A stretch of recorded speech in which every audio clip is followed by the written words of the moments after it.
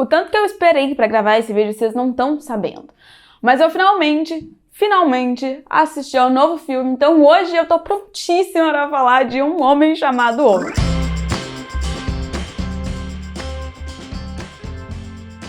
Oi, eu sou a Lana, esse é o Mais Livros que Amigos e eu li o livro, eu assisti filme sueco, eu assisti filme americano e agora eu tô felizinha de poder falar de tudo isso, do que eu achei dessa história e as adaptações, porque eu posso falar com propriedade, tá bom? Me respeita. O livro, quando vai ser adaptado, eu gosto de ler quando o lançamento já tá quase ali acontecendo, porque eu gosto de estar com os detalhes da história ainda na minha cabeça quando eu vou ver o filme ou a série. Antes, eu quero falar um pouco do livro.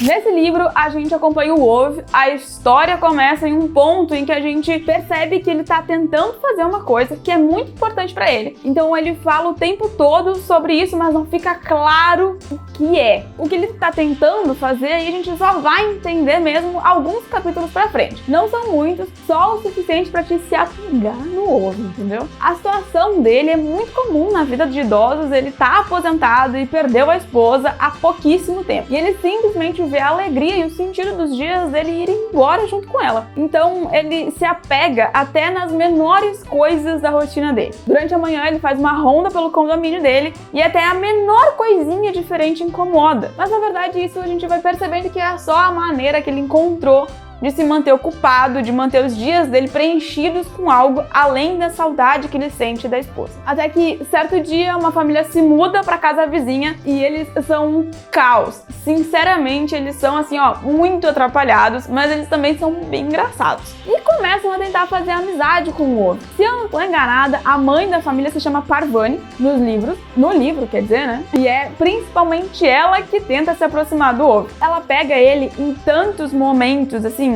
inusitados, pra dizer o mínimo, que eu juro pra vocês que a sensação que eu tive é que ela vai entendendo aos poucos o que ele tá tentando fazer. E aí parece que ela faz de propósito incluir ele em tudo. Convidar ele pra tudo, dar um jeito de fazer ele sair da rotina, e isso vai fazendo a vida super metódica do Ove voltar a ser uma vida de verdade, com imprevistos, com momentos diferentes todos os dias, memórias novas pra ele guardar. A Sônia foi o grande amor da vida dele, e a gente sabe disso porque ao longo do livro vão aparecendo alguns flashbacks da infância do Ove, da adolescência até a vida adulta, quando ele conhece ela. E além de conhecer a Sônia, a gente também vê todas as dificuldades pelas quais ele passou até conseguir ter uma vida estável com ela. Como ele perdeu a mãe muito novo, depois perdeu o pai também na adolescência, como ele teve que parar de estudar por um tempo pra conseguir se manter financeiramente. Nada tão trágico como passar por uma guerra, superar uma doença grave, ou sei lá, ser abandonado pelos pais de propósito, morar na rua. Nada tão trágico assim. Mas são situações difíceis e pontuais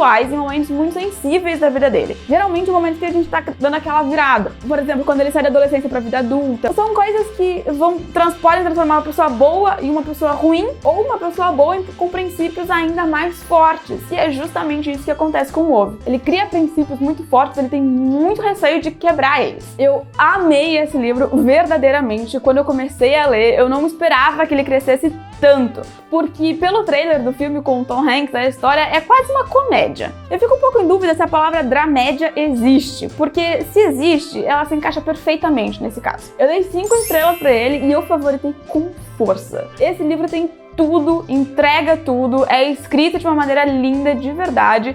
A estrutura de capítulos da vida atual com os flashbacks do Ove funciona perfeitamente. Esse é um livro narrado em terceira pessoa, mas a gente não sente aquele distanciamento do protagonista, como geralmente acontece. A sensação durante a leitura é como se a gente já estivesse vendo um filme durante o livro, sabe? Mas a história acontece muito rápido. Não é de jeito nenhum um livro lento e, além disso, trata de um assunto muito pouco falado na ficção, que é a solidão na terceira idade. O Ove não consegue perceber isso logo de cara, mas não é que ele perdeu o sentido da vida dele quando a Sônia morreu. Ele perdeu, sim, o amor da vida dele, e isso é muito triste, de verdade, deve ser devastador. Deus me livre de descobrir como é isso. Eu não julgo, acho que eu daria uma surtada também. Mas, mais do que isso, ele perdeu a companhia diária dele, a pessoa com quem ele passou todos os dias da vida dele desde os seus 20, alguém com quem ele viveu junto por mais tempo do que viveu sozinho, com quem ele dividiu os dias, a rotina, e a pessoa com quem ele tinha as piadas que só os dois entendiam. E isso sim pode ser ainda mais devastador caçador pode ser ainda mais triste e doloroso. E é por isso que ele se sente tão apático a todo o resto em volta, tão sem vida. Ele tem um rancor do mundo por ter tirado a Sônia dele, que é realmente doloroso de ler. Mas quando a família da Parvati se muda,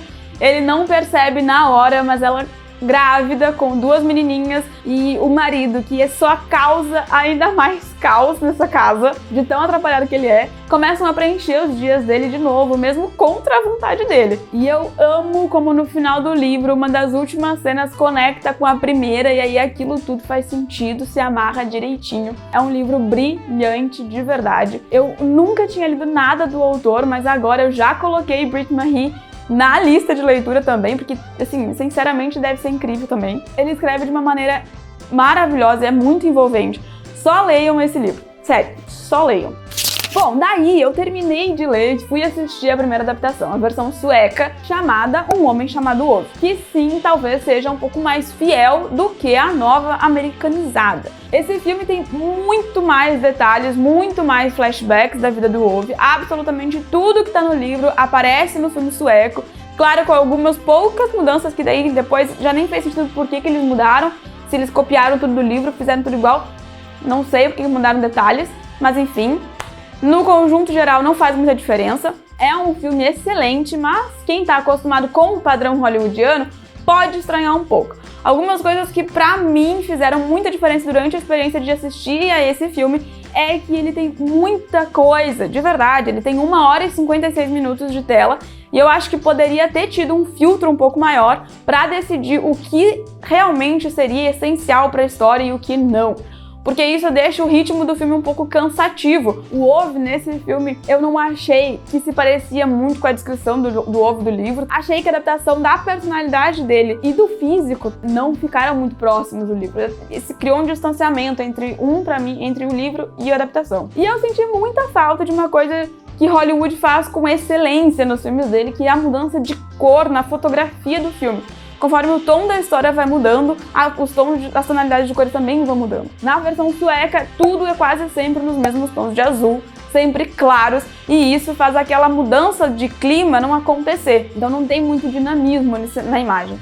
Outra coisa que me incomodou muito foi a primeira cena do Ove. Eu não vou contar qual é o contexto dela, porque é um grande spoiler do livro, mas a primeira cena que ele olha pela janela, quem assistir vai saber qual que eu tô falando, ela tem uma cortininha muito fina, realmente transparente, e eu achei muito incoerente que ninguém que passou pela rua visse o que ele tava lá dentro fazendo. E aí, finalmente, as resoluções finais nessa versão eu achei um pouco corridas, fora o relacionamento do Ove com a Parvati, todo o resto não teve o mesmo cuidado na construção. Então pareceu só muito corrido mesmo. É um filme que foi indicado ao Oscar, então eu não tenho muita propriedade pra falar que ele não é bom, ele é um filme bom, mas alguns detalhezinhos deixaram pra mim, na minha experiência de assistir, um pouco, diferente. E aí, eis que essa semana eu finalmente consegui assistir O Pior Vizinho do Mundo, a nova adaptação do livro, mas dessa vez uma versão mais americanizada. Eu não vou negar, o que me convenceu de que a história tinha potencial é que Tom Hanks está no papel principal. E é inegável que ele é sim um dos melhores. Se tu não acha isso, então tu tá muito errado, e quando terminar esse vídeo pode começar a maratonar os filmes dele, sim. Se tu não acha que ele é um dos melhores atores de Hollywood, então tu precisa muito fazer isso com urgência. Enfim, Tom Hanks foi o que me convenceu de verdade. E a versão americana tem sim algumas mudanças para encaixar ela de uma maneira mais natural na cultura do estadunidense. No fim das contas, eu entendo porque um protagonista sueco e uma outra iraniana provavelmente não iria gerar a conexão que eles queriam com o público americano. Então ok, né? Eu aceitei essa mudança de boa. Na versão americana, a gente vai ter então o Otto e a Marisol. Ele é americano e ela é mexicana. E o Tom Hanks encarnou o Ove de uma maneira assim, brilhante, de verdade. A personalidade do Ove tá inteirinha ali com ele. Pra mim, o Tom Hanks é o Ove que eu li. E nada me tira isso da cabeça. Além de ele ser fisicamente muito parecido com a descrição do livro também. Eu até fiz uma listinha de coisas que eu gostei mais nesse filme do que no sueco. Eu não vou ler todas elas porque ficaria um vídeo imenso e nós queremos o quê? Queremos ver o filme depois, né? Vamos ver o filme do depois. Mas, por exemplo, eu amo como a discussão da Chave Allen, ela é boa demais na adaptação. Ela é melhor no filme do que no livro. A cena do restaurante com a Sônia também é perfeita, é linda demais. Quando ele conta a verdade pra ela, sem condições pra aquele beijo. Sônia, perfeita. Eu amo de verdade, eu amo verdadeiramente a Marisol. Ela é um raiozinho de luz na vida do Otto e aquilo sobre eles alterarem a etnia dela pra mexicana, pra mim, gerou mesmo uma conexão muito mais forte do que com a Parvati.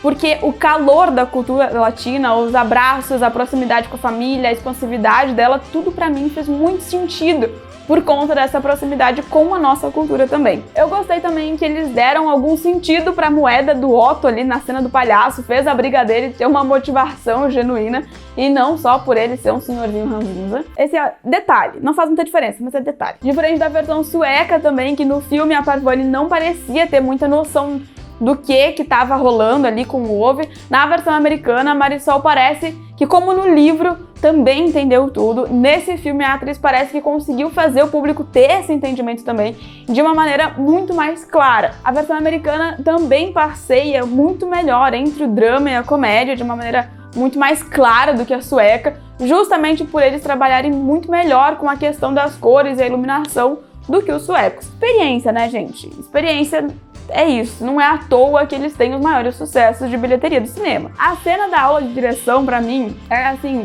igualzinha ao livro, é forte, é bonita e a gente consegue perceber que o relacionamento dos dois ali tá sendo construído a partir daquele momento. Várias coisas nessa adaptação foram cortadas sim, mas é aquilo que eu falei sobre o primeiro. Nessa versão foi priorizado aquilo que realmente teria um impacto grande na história. E isso deixa o ritmo do filme muito melhor e sobra tempo para desenvolver melhor o relacionamento do Otto com os outros vizinhos, que também são importantes para o desenvolvimento da história. Além de sobrar tempo para o encerramento com muito mais detalhes. E eu gosto disso, gosto de finais que sejam bem amarrados. Eu gosto mais da versão americana, mas pode ser porque como filme, me desprendendo da história do livro e dos detalhes, eu acho que funciona melhor. Prende mais o espectador na TV. O que não quer dizer que a versão sueca original não seja boa. Ela foi indicada ao Oscar, pelo amor de Deus. Se tu prefere as adaptações mais fiéis possíveis, talvez goste mais dela. Essa tá disponível na Apple TV+, Google Play e no YouTube pra alugar. Já O Pior Vizinho do Mundo ainda é só nos cinemas, mas indiferente de qual filme tu escolha pra assistir, eu acho que ter em mente que a importância da história do Ove é muito mais sobre a situação da pessoa idosa e sozinha na terceira idade e menos sobre os detalhes pessoais da vida dele, faz com que a experiência de assistir a qualquer um dos filmes seja muito melhor. Mas, como história e construção de narrativa, saibam que o livro entrega muito, muito, muito, muito mais. Esse livro tem todo o meu coração, é lindo pra mim. Eu posso dizer que, assim, é perfeito. Na construção de personagem, na estrutura da narrativa, o ritmo da história, a escrita do autor é super envolvente, os personagens são muito cativantes, o final é emocionante, não tinha como eu dar menos do que 5 estrelas pra esse livro. Fica aqui a minha recomendação de livro e de filme. Leiam, assistam, conheçam essa história da maneira como preferirem, mas conheçam. Vocês não vão se arrepender.